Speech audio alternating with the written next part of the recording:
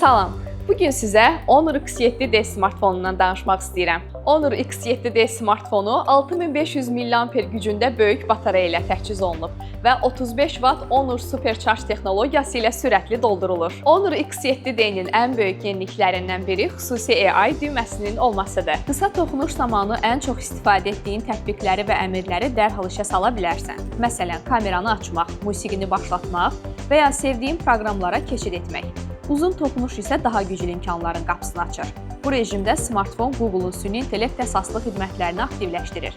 Beləliklə, sadəcə bir basışla Google Search, Google Lens və onun daxilindəki Homework bölməsinə keçmək, vizual axtarış aparmaq, mətnləri çevirmək və dərs suallarını cavablandırmaq mümkündür.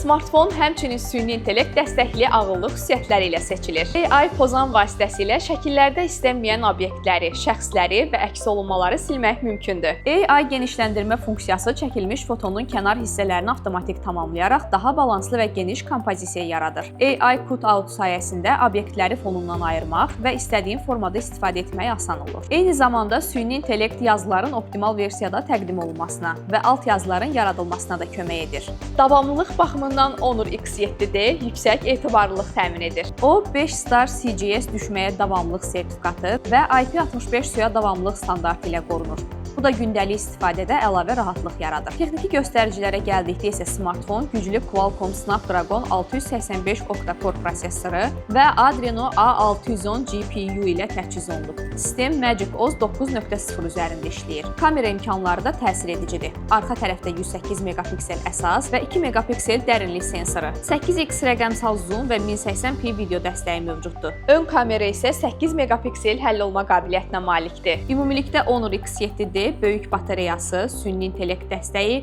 yüksək davamlılıq sertifikatları və inkişaf etmiş kamera imkanları ilə gündəlik istifadə üçün ideal smartfondur.